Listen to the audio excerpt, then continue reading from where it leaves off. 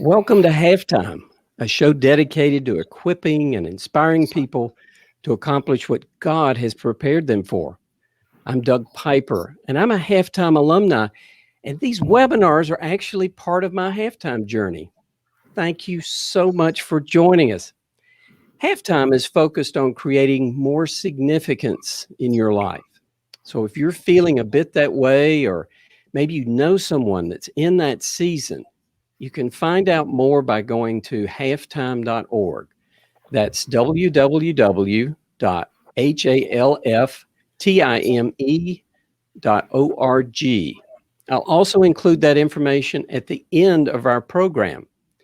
Today, we're discussing leading like it matters to God in times of crisis and assessing your core leadership values as we reboot. So I have everybody here, and there we go. So today we have Lloyd Reeb and halftime alumni Rich Stearns. Now, Rich and his wife Renee live in Bellevue, Washington, and have 5 grown children, 5 grandchildren, and Rich has led 2 major public companies and one of the world's largest nonprofits over his 40-year career. He's written several books and a bestseller, including The Hole in Our Gospel. Lloyd Reeves is a successful real estate developer, author of 3 books, and the founding partner of Halftime Institute. Welcome, everybody, and I hope everybody is well. Rich, thank you in particular for joining us today. How are you? I'm good, Doug, and I'm looking forward to being with you. Well, I'm looking forward to hearing from you. And Lloyd, it's always a pleasure when we get together on screen. How are you today?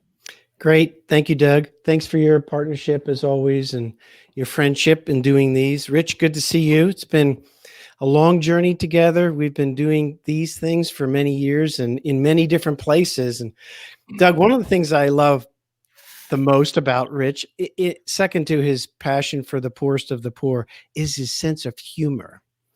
I'll never forget a time we had an event at our house at the great room at the back of our house. We had maybe 40 people over, and he was talking about poverty and the state of poverty and fragile state poverty. It was a decade ago. And Rich had just come from speaking at a Women of Faith conference where there were 12,000 women and Rich. And so I don't know if you remember this, Rich, but I said to you, Rich, you spent the whole day with 12,000 women and you, what was that like? So Doug, he's got a straight face. He goes, well, they tell me that I'm eye candy for the over 70 crowd. And I think it's even truer today. I noticed that not only do we all like books, but we all like gray hair. It's good to see you, Rich. Yeah, it's good to be here. I think now, a few years later, I'm eye candy for the over 80 crowd. Well, I think we all go to the same hairdresser. So it's fantastic to have everybody here. And I want to encourage everybody that's joined us to continue the conversation. And one of the best ways to do that is down at the bottom of the screen. There is an Ask a Question field there. You can click on that and submit questions that Rich is going to answer. Well, Rich and Lloyd will answer in the second part of our program. We're also very interested in your response to our poll because Rich is going to use that to guide the conversation. So the sooner you can click on that, it'll only take just a moment to answer one question in the poll.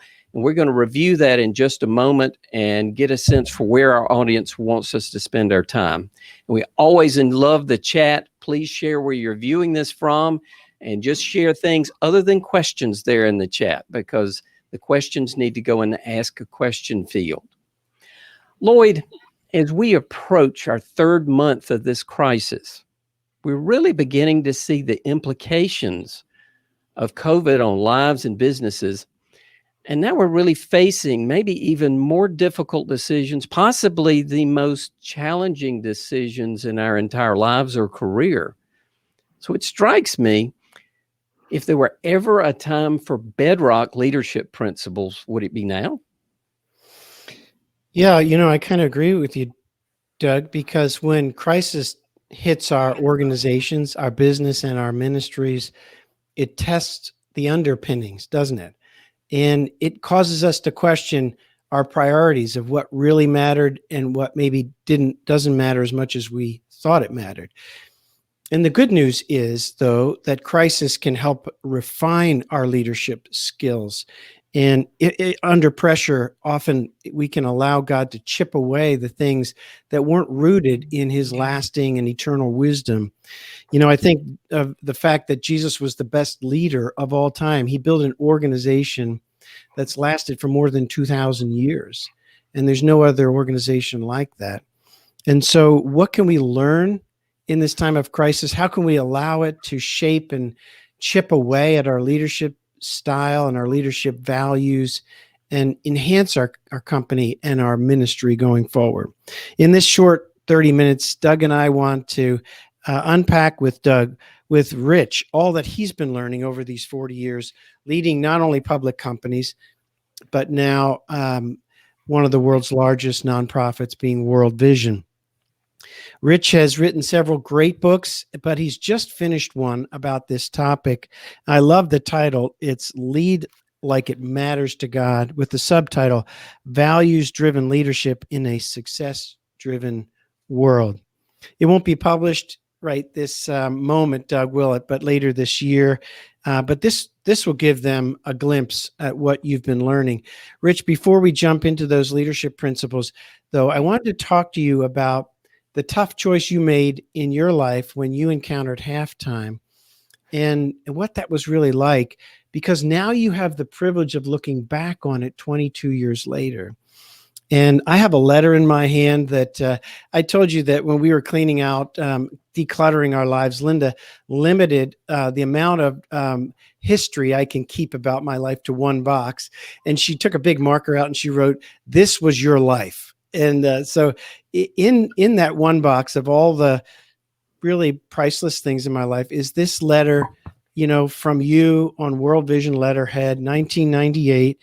You just took this role. And I want to read an excerpt to take us back and then allow you to unpack how you made that choice and what you think looking back on it. You said, this was to Bob Buford in the Halftime Institute. You said, a friend sent me your book, Halftime. I found it challenging and provocative, but I never dreamt that a year later, I would be leaving my 23-year career in corporate world and joining World Vision as their new president. When I was contacted by the board through an executive recruiter, all my defense mechanisms went into action. Like many businessmen and women, I did not want to give up my position, my status, the prestige that went with my CEO role at Lenox China, America's largest manufacturer of fine china, crystal, and silver. Over the next several months, I agonized and prayed about what God would have me do as a pool of candidates for the job became narrower and narrower. Even after the board finally settled in on me, I turned them down because, like the rich young ruler, I was being asked to sell everything I had, give it to the poor, and then take up my cross and follow the Lord. You remember, of course, how the parable ended, with the rich young ruler going away very sad because he had great wealth. For several weeks, I continued to wrestle with God over this call and remembered that the challenge of your book that made maybe the second half of my life and my career could be played for God. Ultimately, I did call World Vision back and told them I'd accept their job. Let me just thank you for being one of the influences in my life that's helped me make this decision. So Rich, take us into that journey at a heart level. What was that like, and what are your thoughts looking back on it now? Yeah. So, Lloyd, first of all, I'm hearing my voice feeding back to me from the other side. So I don't know if there's an adjustment Doug can make, but let me answer the question. As I shared in that letter, I hadn't remembered what I'd written in that letter all those years ago. So thank you for refreshing my memory. But it was one of the hardest decisions I had ever made. And most of us as Christians, we tend to think, if God asks us to go and serve and do something, we're going to say yes, right? We want to be open to God's will for our lives. But when it comes right down to it, and you have that rich young ruler moment where God literally says, I want you to sell everything you have and give it to the poor and come and follow me. It goes from a hypothetical concept to a reality that sinks into the pit of your stomach when you realize what it means. So it was a really hard decision. One anecdote I'll share is, as you had indicated, I had actually turned down the job. I decided I couldn't do it. I couldn't make that sacrifice. But that very day that I turned it down, I already had a dinner scheduled that evening with the president of World Vision International. And rather than cancel the dinner because he'd flown all the way out to the East Coast to meet with me, in fact, he was on his way back from Mongolia, I had dinner with him. I met him at the airport. We had dinner. I told him the news, and he'd already heard that I turned the job down. But I said, hey, I'm a donor to World Vision, so it's great to meet you, and just we'll have a nice dinner. Well, during the course of the dinner, he pulled out a stack of photographs that he had taken in Mongolia just a few days before. And they were photographs of the children in Ulaanbaatar, Mongolia, the capital city. And these children live under the steam vents, under the manhole covers. They're homeless, they're orphans, and they live under the streets because in the winter it gets down to 50 below zero, and the steam vents keep them warm enough to survive. And he shared what World Vision was doing to work with these kids. And I mean, I could just feel my heart churning as he showed me these photos. We finished our dinner that night. I went home, I sat in the kitchen with my wife. And as I was telling her about these kids, I just broke down in tears. I just lost it. God had been pursuing me about this job for months.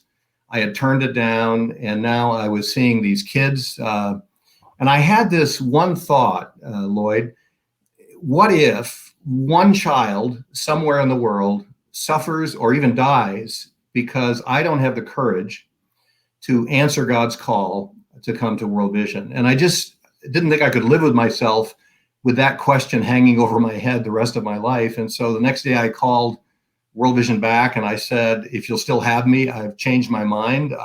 I'll go. And a few weeks later, I quit my job. A few weeks after that, we sold our house.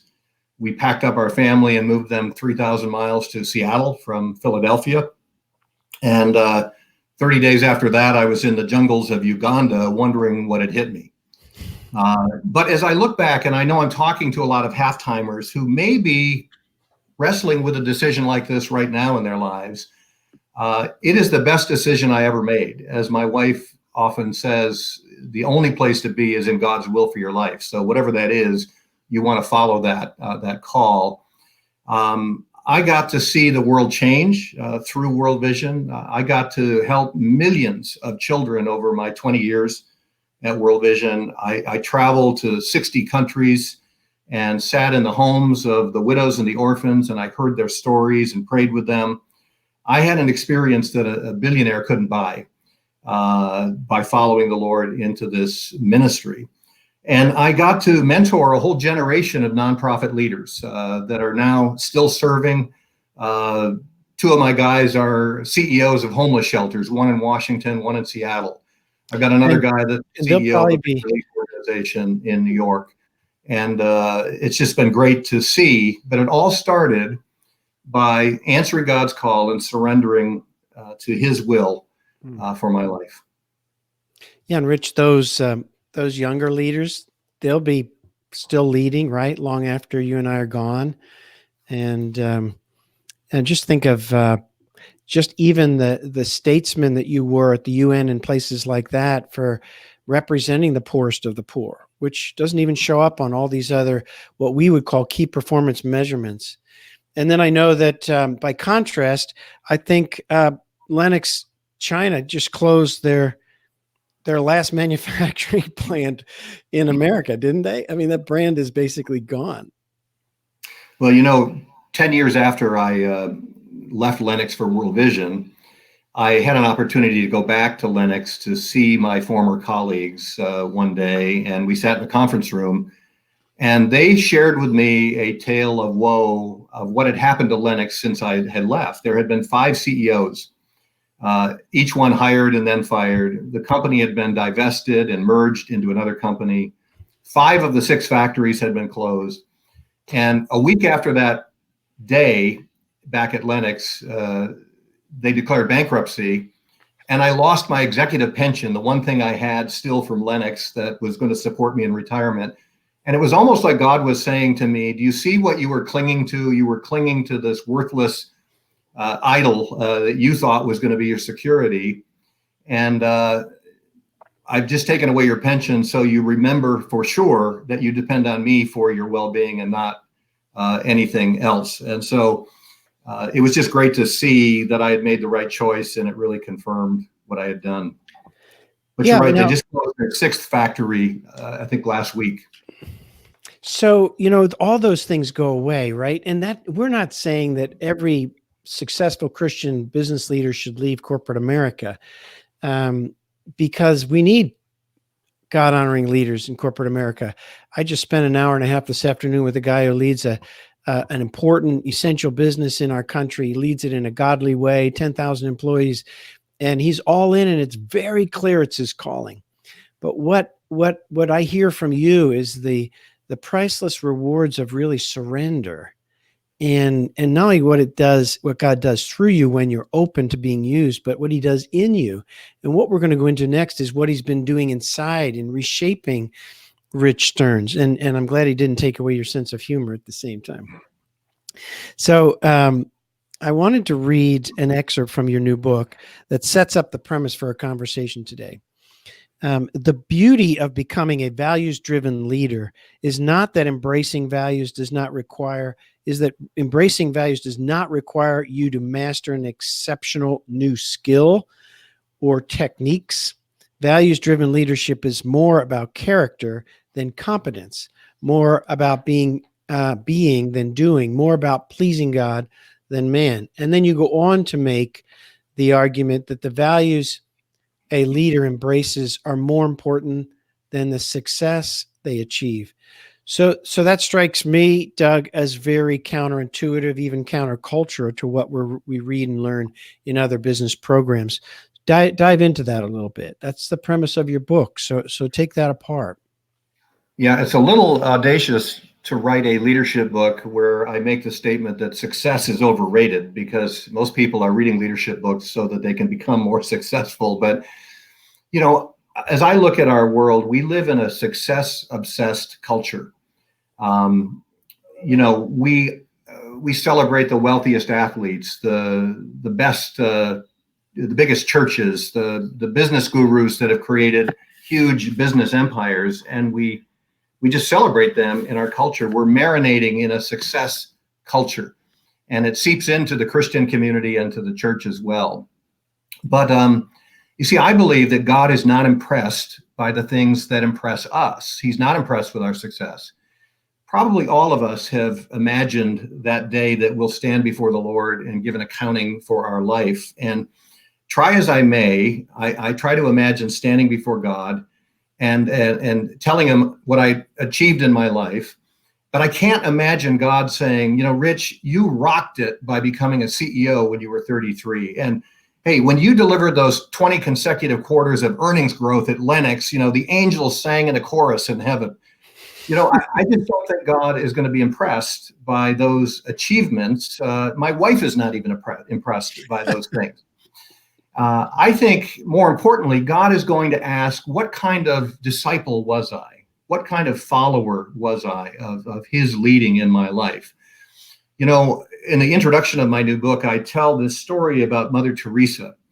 And the story goes that Senator Mark Hatfield from Oregon was visiting Mother Teresa in Calcutta one day. And he looked at the sea of humanity outside of her ministry. The literally tens of thousands of poor that were sick and impoverished and hungry. And he basically said, Mother Teresa, don't you feel like a failure? You can't possibly help all of these people. You must feel like a failure every day when you get up and go about your work. And she said this to him in answer. She said, my dear Senator, God did not call me to be successful. He called me to be faithful, not successful, but faithful. And in that one sentence, Mother Teresa turned our paradigm of success upside down, that success is not what we think it is, driving for the outcomes and getting the goodies that come with it. But success is really measured in faithfulness to God. Lloyd, when I was at World Vision, I had a verse from 2 Corinthians stenciled on my wall. And it's 2 Corinthians 5:20. We are therefore Christ's ambassadors, as though God is making his appeal through us. In other words, we're God's ambassadors, every one of us. That is our one job, our solo job that God has given us to do, to be his ambassador, wherever we're stationed. Whether it's our own business or we're working in another business, we're working in a ministry, we are God's ambassador because Christ is making his appeal to the world through us.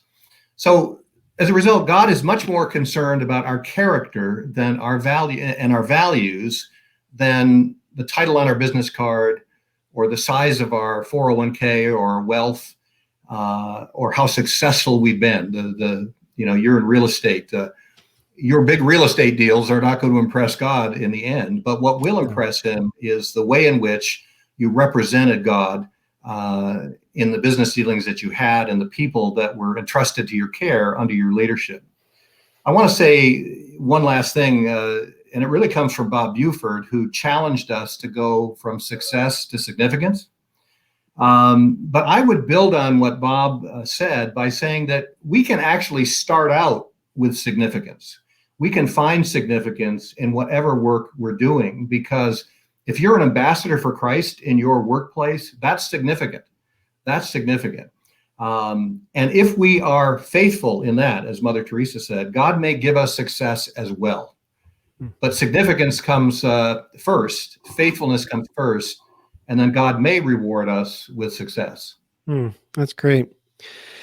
Thank you, Rich. I want to dive deeper into those, some of the big points in your book that are particularly relevant to those of us rebooting our organizations as we come out of this crisis, or as maybe even the crisis deepens and we end up with more complex issues. But before we do that, Doug, could you take us into the poll? And the poll that you do each time really guides our conversation, doesn't it? It really does. And I appreciate we had a lot of people on the poll now. So here is our poll. And if you have not put your answer in there, still please go ahead. Reflecting on the last few months, which of the following leadership values has been the most difficult for you to live out on a consistent basis? So our choices and answers, the first one is surrender. I feel like I have completely surrendered my life and career to the ministry of God. Courage. Leading while overcoming my own fears and uncertainties. Balance. Maintaining a healthy balance between my work, my family, my health, and my time with the Lord. Encouragement. Using encouragement more than criticism to lead my team. And perseverance. Hanging in there in the face of difficult challenges. By far, with almost 50% of the votes, balance, maintaining a healthy balance between my work, my family, health, and my time with the Lord. Second to that is courage. Leading while overcoming my own fears and uncertainties, and actually surrender is very close to that, but clearly the strongest by far, and it is growing beyond 51% now, is balance, maintaining a healthy balance between my work, my family, my health, and my time. And we'll focus there. We really appreciate everyone's input on the poll. So, Rich, we've got, about 6 minutes. So pick some of those, the balance, courage, and surrender seem to come to the top of the list. What have you been learning in those spaces? Yeah. Well, let me first deal with balance. I'm going to turn my volume down here so I don't hear myself, but I'm going to first deal with balance. Well, I want to start with surrender, Lloyd, and I'll just get right into balance next. But I think for a leader, the single most important thing that we need to do as leaders is totally surrender to God's purposes for our lives. And that's easy to say and easy to give lip service to, but it's that rich young ruler test. If the Lord came to you tomorrow and said, sell everything you have and give it to the poor and come and follow me, what would your answer be? Scripture says, for whoever wants to save his life will lose it, but whoever loses his life for my sake will find it. Now, God may not ever come to you and say, sell everything you have and give it to the poor and come and follow me, but he wants to know how you would answer the question if he did. And you need to know how you would answer the question if he did. And the beauty of a surrendered leader is that you can go into your business or your workplace with a great sense of peace, because now you've given it all to the Lord. So you could say, Lord, COVID-19 is destroying your business right now. In other words, I'm not worried about it because it's your business. I surrendered it to you. But Lord, help me lead during this time of crisis for your business. Or Lord, your 401k has just shrunk by 25%. And I'm concerned for you, Lord. But I'm going to hand it all over to you and trust you for the outcome. So that surrender is very important. But let me shift quickly to balance. There's a leadership principle here that a leader who achieves a healthy balance in their lives between work and family and faith will broaden their perspective. They'll be a more balanced leader. They'll make better decisions, and they'll set a positive example for their teams. My wife, Renee, does a little exercise with some of her women's Bible study groups about life balance and life priorities. And some of you probably heard this. If you take a glass jar and let's say you have 6 or 8 walnuts, and you have a jar of sand as well, if you pour the sand in the jar first, then try to put in the 6 walnuts, you can't do it. The walnuts won't fit in the jar. But if you put the walnuts in first, and the walnuts represent the most important priorities in our lives. So it's things like family and faith and those kinds of issues, friendships and relationships, service to others.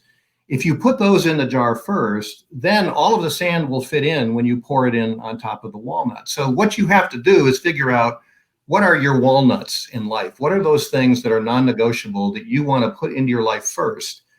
And then you let your work and all of the other things kind of fill in the space around those walnuts or those priorities. But in order to have a balance in your life, you have to make some very difficult choices. Quick story, when I was at Lennox and I was the chief operating officer, the CEO called a big meeting to determine the fate of one of our factories. It was our crystal factory in Pennsylvania. And we were struggling financially with that factory. And the discussion on the table was, should we close it? Well, there were 25 vice presidents, division presidents, manufacturing heads sitting around the boardroom table. And the meeting went on and on and on and on and on throughout the day. And it was Halloween that day. And I had 3 little kids waiting at home in their costumes for Dad to come home and make good on his promise to take them out for trick or treat. And so at about 6 o'clock, when it was clear that the meeting was going to go into the evening, I actually raised my hand, and the CEO looked up and called on me, Rich, do you have a question? And I said, Jim, I said, today's Halloween. I have 3 little kids at home waiting for me to take them out trick or treating. So I'm sorry, but I have to excuse myself right now. Would you bring me up to date in the morning on where we end up today? Well, you could have heard a pin drop in that room because 25 executives thought they just witnessed somebody committing career suicide. But Jim, the CEO, looked up and he said, Rich, I don't have any kids at home right now, and I'd forgotten it's Halloween. You should absolutely be with your family. So you go home and be with them, and I'll bring you up to date in the morning. And I got up and left the meeting. You see, I made a choice that day to put my family ahead of my career.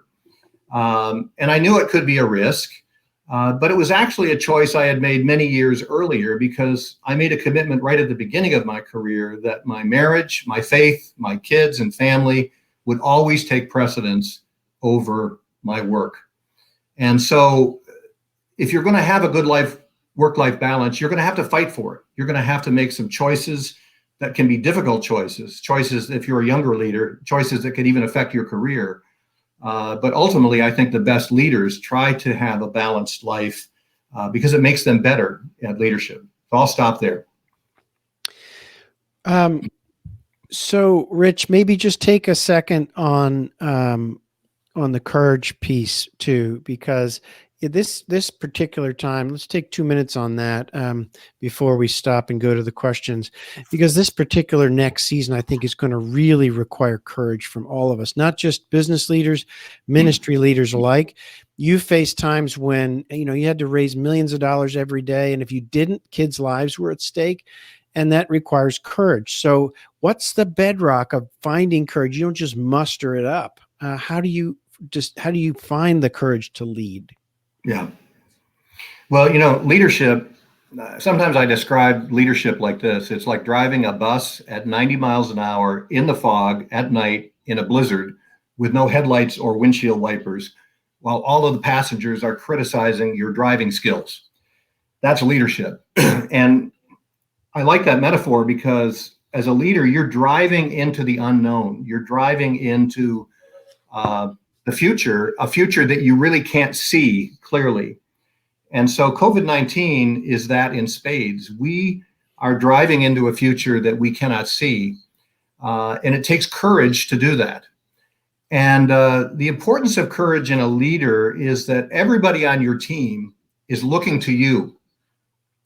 And your courage or lack thereof is going to influence how they feel about the future, how they feel about their jobs, the company, the organization, and the future. But if you demonstrate courage, it will help everyone on your team to be braver and to do better through a crisis. So courage is critically important. Billy Graham once said this: courage is contagious. When a brave man takes a stand, the spines of others are stiffened. I love that quote. But courage does not mean we are not afraid. There's an author named Che Richardson who put it this way: courage is not living without fear. Courage is being scared to death and doing the right thing anyway.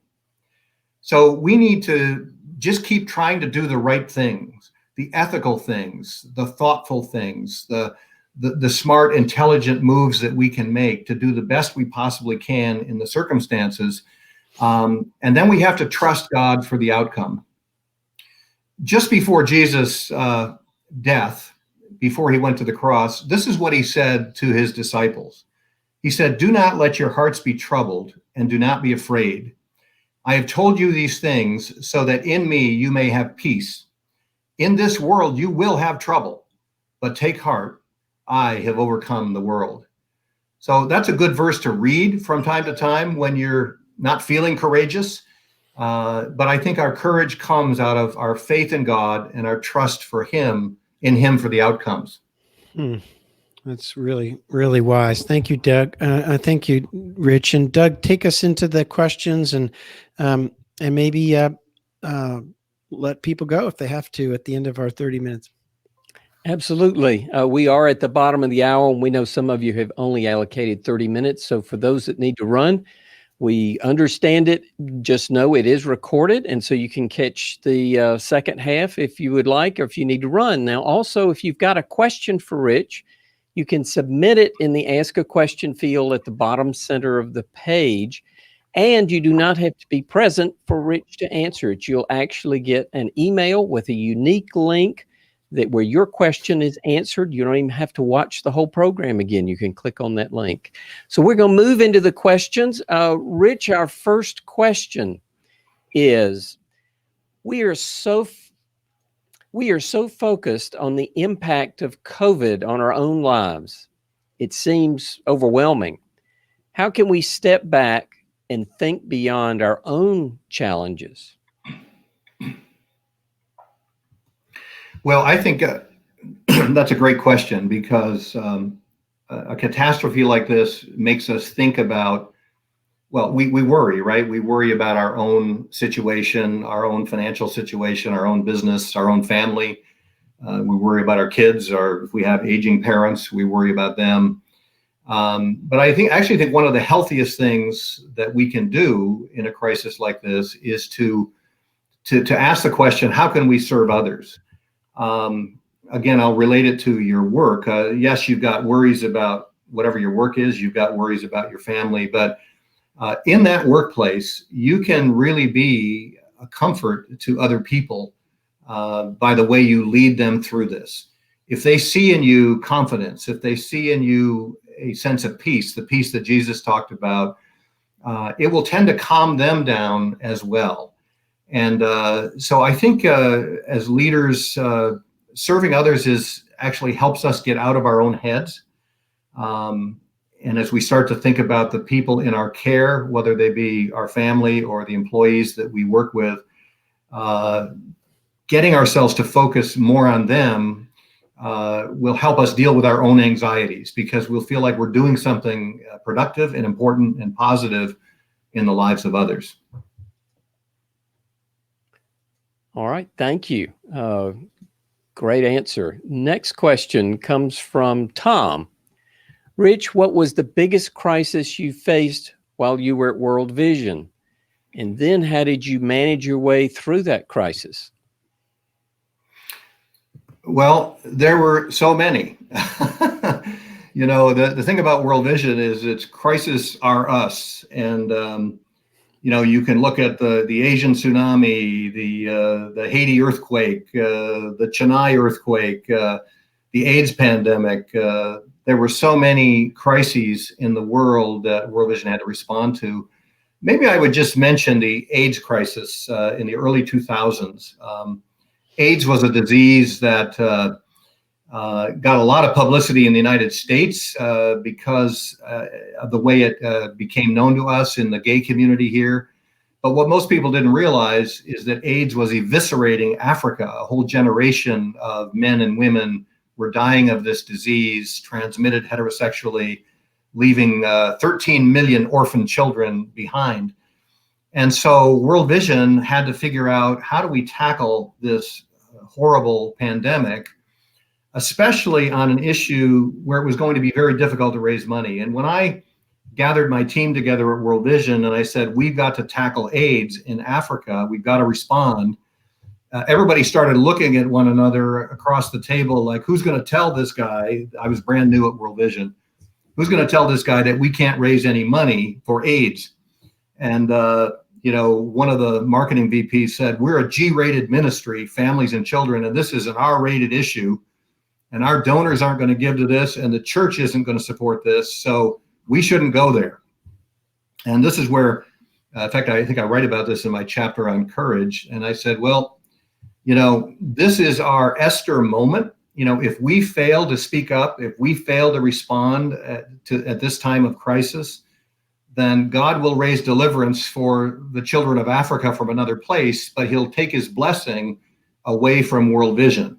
And I said, if the donors react that way, they're wrong. And if the church reacts that way, they're wrong. And if we don't tell them, who will? And that began a 5-year campaign to take the issue of HIV and AIDS to the church and to change their mindset around why the church needed to respond with compassion to victims of HIV and AIDS in Africa. Over those 5 years, we raised several $billion for AIDS response. We sent hundreds of pastors to Africa to see for themselves so that their hearts could be changed. But like a lot of, this was considered a lost cause, and it took some courage to stay the course. And there's an incident in my book where we took a tour on the road. We went to 18 different cities and we held press conferences, pastors' breakfasts, business people's luncheons. So we had a pastor's breakfast in Knoxville, Tennessee, in one of our first stops. We planned for 100 pastors to be there. We ordered breakfast for 100, and 3 showed up. And of course, my marketing guy said, told you the church wasn't interested in this. It would have been very easy to quit. And that's where perseverance comes in as a leadership value, that we did persevere. And by the time we got to Minnesota a few months later, we had 900 people come out in the middle of a snowstorm for a dinner to learn about HIV and AIDS. Wow. What a story. Tom, that was a fantastic question, but Rich, that was an even more fantastic answer. Yeah, and Rich, just think of all the lives that you've touched and impacted. I know you have a little girl that is a special, special to Renee, you and Renee, right? That you've really invested in over the years. And you sort of told me that you broke all the rules by having one special favorite little girl that you've invested in, I think. But she's a placeholder, isn't she, in your mind and heart for the millions of other kids like that? Yeah. So one of the things you realize when your job is to help children all over the world that are poor is it's very easy to objectify them and really objectify your job. You sit in a conference room in Seattle, Washington, and you're looking at financial statements and fundraising progress, and you're managing your overheads. You're doing all the same things that people do in a for-profit business. And you start to lose touch with the fact that these are real human beings on the other side of our ministry. When I was at Lennox, I had a sign on my desk that said, "Relax, it's only dishes. It's only dishes. Nobody's dying here." Imagine if I had a sign on my desk at World Vision that said, "Relax, it's only children. It's only children." So one of the things I tried to do to make sure these kids were real to me, and I did it with several kids, and Renee and I sponsored probably 15 or 20 kids. But this one little girl, Ruth, not little girl, she was a teenager. I met her in Bolivia. And when she told me her story, it was the saddest story I'd ever heard. I mean, her father had abandoned her at birth. She said, "I'd never known the love of a father. When I was 18, my mother abandoned me and moved to another country and left me behind. And I had to live with different friends, moving from home to find a bed." Because she said, "My dream was to become a lawyer." And she said, "World Vision gave me this dream through your advocacy programs. I want to be an advocate for abused women and children in Bolivia. And I have this dream, and I know God is going to answer my prayers, and he's going to let me become an attorney. And I'm working 3 jobs right now. I'm registering for classes. I don't know how I'm going to do it, but somehow I'm going to do it." And by the end of her story, I was crying, she was crying, the cameraman was crying who was photographing us. And I got in the car after the meeting, the SUV in the community, and the Bolivian national director was there. And I turned to him and I said, "I'm about to break all the rules that we have at World Vision, because we're not supposed to help individual children in any special way. But I said, I need to help this girl realize her dreams. I have a daughter the exact same age as Ruth, and she was at Pepperdine University as a freshman. And so I said, I want you to tell me how I can help her. And so what we cooked up was we could open a bank account in Bolivia that would have a joint signature, her signature and a World Vision executive signature. And Renee and I could deposit money in that account to help her with her expenses. So long story short, we did that. This was not World Vision money. This was our money, because this needed to be personal for me. I wasn't going to use somebody else's money to do this. And we put Ruth through 5 years of school and law school. And just a year and a half ago, I got her graduation pictures sent to me with her cap and gown. We paid for her room and board. We paid for her tuition. And she's now working as a legal associate in Bolivia, helping with women's rights and children's rights. But you see, that made it personal to me, that this is not, you got to have a dog in the fight, right? And it was a way to help make my job come alive for me. Yeah, I think every halftime alumni, you've got to find some way, even if you're working just at a board or a strategy level, to continue to engage your heart, and particularly in this crisis, to get deeply involved in some way with someone's life. Doug, sorry to interrupt our questions. No, and such memorable answers. That is fantastic. Alyssa has our next question, and this one actually she posted in from the chat, so I think it comes from Linda. Rich, do you drill down into those top 5 values in your new book? Yeah, actually, thank you for that question. The thesis of this book is why the values leaders embrace are more important than the success they achieve. And I talk about how important leadership is in the kingdom of God and how important leadership is in our world in the early chapters. But what I argue is that the beautiful thing about values like integrity and courage and perseverance and humility and encouragement, these things are free. They don't require you to master any new skill set. You don't have to become Six Sigma certified black belt.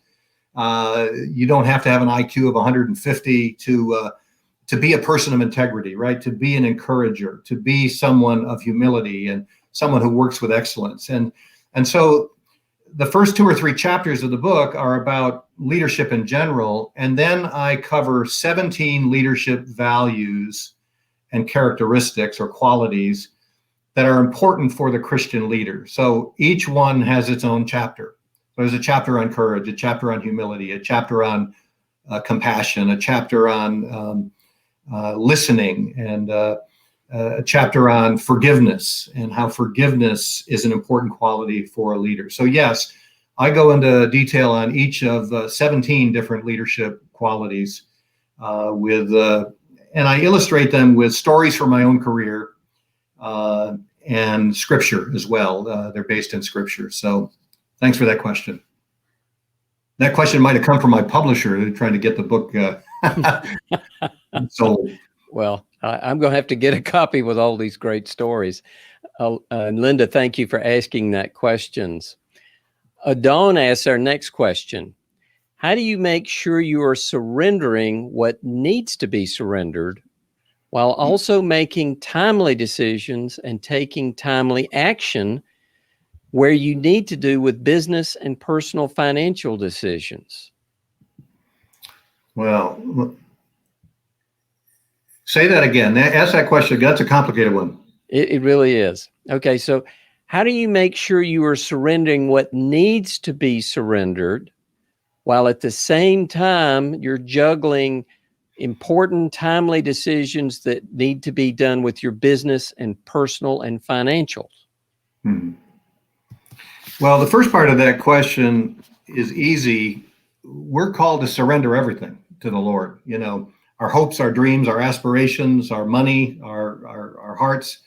And if we can, and I say in my book that surrender is not a one-time event, like when Lee surrendered to Grant at Appomattox. You know, that was a one-time event. Surrender is a lifelong process for the Christian. I mean, I guess another word for it is sanctification, that as we become more sanctified and more conformed to Christ, we're surrendering more and more parts of ourselves. And so surrender is something to really almost think about every morning in your time with the Lord, that, Lord, I lay everything at your feet. It's all yours to do with as you please. And just help me to be a better ambassador for you when I go to my workplace. Now, when you go to that workplace, you do have to make consequential decisions that affect the lives of people. And being a Christian leader doesn't mean that you never give anybody a hard performance review, you never do a layoff, you never downsize a corporation. Sometimes those things are necessary for the greater good. But hopefully, as you do those things and you do difficult things in the workplace, you do them with integrity. You do them with humility. You do them with compassion. You do them in a way that considers the human beings that God has placed in your care in that place. Somebody once said, nobody cares what you know until they know that you care. And so as a leader, you know a lot and you have power and influence, but your team needs to know that you care about them first. If they know that you care about them, then they'll follow you over a cliff. If you lead with integrity and you lead and they know that you're caring about them and for them. So it doesn't make difficult decisions any easier to make. I've had to fire people. I've had to do layoffs and downsizing. Even at World Vision, I've had to do that. But hopefully I did it with humanity, with compassion for the people that were affected in a way that was honoring to God. Great. We'll keep moving, kind of keep it going fast as we're reaching the top of the hour. So Mike has the next most popular question. Rich, how has the last 20 years changed you personally? That is another good question. I think about what if I had not accepted the job at World Vision, and I think my life would be much poorer had I made that decision. And I think when we follow God's will for our life, there's a richness to that. There's the blessings that come with being in the Lord's will and obeying his will, whatever that means for you. It's different for each person. He calls people very uniquely and very differently. But I think one of the things that was remarkable is, when I came to World Vision, I knew nothing about global poverty. I had never been to Africa. I had no theological degree. I'd never done any fundraising. I had no qualifications for that job, other than being ultimately willing to say yes. I still wonder to this day why the board selected me, because there were candidates who on paper would have been far more qualified than I would have been. But I remember that first day in my office at World Vision, and I was very emotional at this time because we had given up a lot. We'd given up the big salary, the big house, my corporate Jaguar. We pulled all of our kids out of this great Christian school and moved them to Seattle. And I was convinced that the board would fire me within a year because they'd realized what a horrible mistake they had made. And so when I got to my office at World Vision, I just cried out to God and I said, Lord, I don't know what to do next. It took every ounce of courage I had to just show up today. So if you don't do it, it isn't going to get done, because I don't know what to do. And I throw myself upon the mercy of the court. Help me. And I came about as close as I ever have come to hearing God's voice in my ear saying, Rich, I've got you exactly where I want you, helpless and totally dependent on me. Now watch and see what I do and be amazed. And, we are just the vessels, the imperfect vessels that God chooses to work through. But if we surrender, if we say, Lord, whatever I got, it's all yours. It looks like filthy rags to me, but it's all yours. And use me, help me, lead me. And what I discovered over those 20 years is things that I never believed I was capable of. I ended up doing lots and lots of public speaking. I think some years I spoke 100 times in public events. I hated public speaking. I never thought I would want a job that had public speaking. My high school English teacher would have told you, Rich Stearns will never write a book. I've written 4 books now. And I don't know where that came from. And I read a page from the Hole in Our Gospel and I say, I didn't write that. The Lord wrote that. You've heard this statement that God doesn't call those who are equipped. He equips those that he calls. And I've learned that to be true. I found that to be that God provided me with what I needed when I needed it at World Vision. And I discovered within myself skills, insights, abilities that I would have never known I had I not followed the Lord in that direction. I think of Peter. Peter was probably the most unqualified leader you could imagine in the New Testament. And yet God equipped Peter to the task of leading the first century church. He took this rough old fisherman that had anger management problems and, was too impetuous and too many outbursts. And he turned him into the leader that, started the church off in that first century. And he can do that to all of us if we submit and follow him. Wow, what powerful answers or responses. And Mike, good question. Looks like we've got two more. And so Bob has the next one. Rich, we often think of and talk about surrender as a singular event, but I wrestle with this on many levels. Are there any particular actions or disciplines that have helped you in your personal surrender? Well, that's another great question. You've got some smart people on this phone asking some good questions, but you know, I'll say a couple of things. The first one's quick. I found that one of the ways of surrendering is tithing. Money can get a hold on us. Money and success and salary and bonus and all of those things can get a grip on all of us. There's a chapter in my book called Greedlessness, which is a value that you want a leader who is not greedy for money. You want someone who is without greed, without lust for money, to be your leader. But when you tithe, you are essentially saying that money doesn't own me. God owns me. It's His money, and I'm making it. It's His money to do it as He pleases, and I'm going to give it back to Him. So, tithing is an important part of surrender. But I learned something. I've been fired twice in my career. I actually recommend it. I think it's really good for the character, and it's really good for your walk with the Lord. But the first time I was fired, I was out of work for 9 months. And Renee, my wife, said, whatever lesson God is trying to teach you, I hope you will learn it soon and get back to work. And I said, well, Moses spent 40 years in the wilderness when God fired him from Pharaoh's household before he got his. She said, please don't take 40 years to discover this. So, but what came to me in that moment of helplessness, being unemployed and looking for a job, was right before I came to Lennox, is this old question from my Catholic catechism when I was a child: why did God make me? And it's to know Him, to love Him, and to serve Him in this life, was the answer. To know Him, love Him, and serve Him in this life. And that has kind of become my mantra ever since then, because I realized at that moment, I had been president of Parker Brothers Games, and I'd lost that job.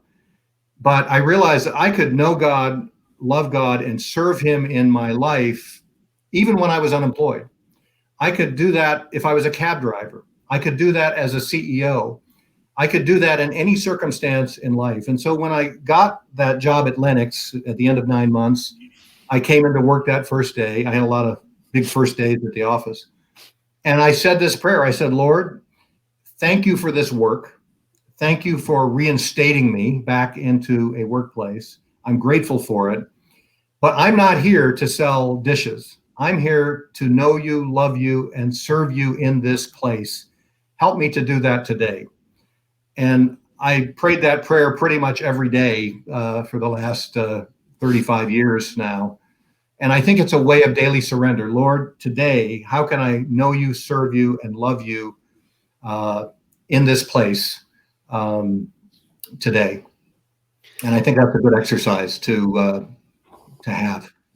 Rich, the other thing that I see in you is that you've just made up your mind that you're going to have the grit to share with those around you when you're afraid, and when you're at the bottom and you need to surrender to the Lord.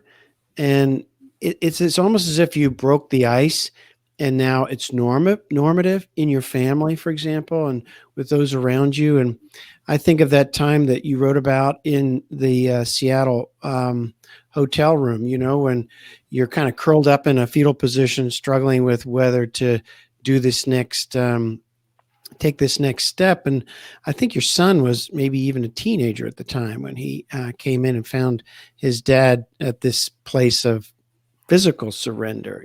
That's, to even put that out there is courageous. And so it strikes me that that's a pathway to daily surrender. Has that been true in your life? Well, yes, Lloyd. And I always like to thank Lloyd for bringing up the most humiliating moment of my life, which he's recounting the incident when I went for my final interviews at World Vision, I was so distraught and so fearful about taking this job that I didn't want. I was like, Lord, take this cup from me. My wife and my son were out with me on that trip, and they were looking at schools that the kids could maybe go to if I accepted the job. And I came back after 2 days of long interviews where each hour of the day I got more and more depressed about my inability to do this job. I just thought, Lord, I can't do this. Take this cup from me. I don't know anything about this topic. I can't go to these difficult places in the world and see human suffering. Don't make me go there. I was like a baby whining. And I literally got back to the hotel. My wife and son were there. I put in my pajamas and I crawled into bed at 5 o'clock in the afternoon. And I just pulled the covers over my head and I was weeping and crying out to the Lord pathetically, that take this cup from me. And my teenage son walked in and patted me on the head and said, Dad, it's going to be okay. Mom and I are going to go out and get a bite to eat. We'll be back later. And they did, and they came back later. But you see, it was a spiritual battle that was going on because I did not want to let go of my career, my income, my nice house, my prestige and status and all of that. This notion for Christians of dying to self is a real deal. And it's very hard to die to self. And that's why I say it's a lifelong process to surrender everything and to die to self before the Lord. And so I don't know, sometimes the Lord brings crises in your life for the very purpose of driving you to your knees. And, the times I was fired from jobs drove me to my knees. They drove me into the Word. They drove me back to the Lord. The call to World Vision drove me. It broke me. It drove me to my knees, and it was like, I'll do anything but this. Don't make me go see starving children. Don't make me go into brothels where 12-year-old girls are being sold. Don't make me go into the center of the AIDS pandemic and see people dying before my very eyes. Like Moses, send someone else to do it, Lord. And but in my case, the Lord said, no, I'm sending you. You're the one that I'm calling. So anyways, but thanks again for bringing up the most humiliating moment of my life, Lloyd, to share in public. Rich, it just, when you first told me that, I just couldn't admire you more. And it's funny in life when we share those weakest moments, our friends around us just respect the heck out of us. So thank you that shaped me and I share it with others. I don't share your story, but I share that same lesson with others. Doug, we should wrap up now if that's okay, because we promised people we'd be done at the top of the hour.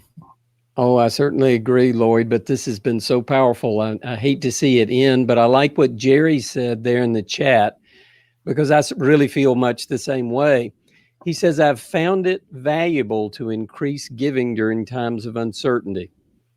And I think you've really, really inspired us during this time. So I appreciate that so much, Rich. And Lloyd, thank you for leading us through this. And for our audience, thank you so much. We had such great questions for Rich, and that was fantastic. So I appreciate your time with us today.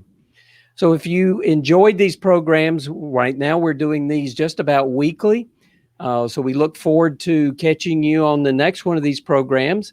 And meanwhile, if you have interest in halftime.org and you're interested in learning more about our organization, you can click on the green button down there at the bottom and get in contact with Lloyd, and he can help answer questions, or even if you've got questions for Rich, that's a way to get into contact with him. And Doug, one thing about next week is David Miller will join us, who's been a longtime professor at Yale and Princeton after a long career in investment banking. And if you're like many other men and women who are halftime alumni, you have teenage kids and 20-something kids that have come home. They're probably staying at home or been at home. and their lives and their hearts and perhaps their faith is disrupted. And who better than to give you wisdom about how to engage 20-something-year-old kids' hearts about deep faith issues than David, who's spent the last 17 years doing that every day in an Ivy League setting with really bright kids, many of whom have never really heard the truth about God's love and forgiveness. So if you have adult kids, I really recommend you carve out the 30 minutes or an hour to listen to David next week. Well, we look forward to seeing everybody next week. And for today, we thank you. Bye-bye.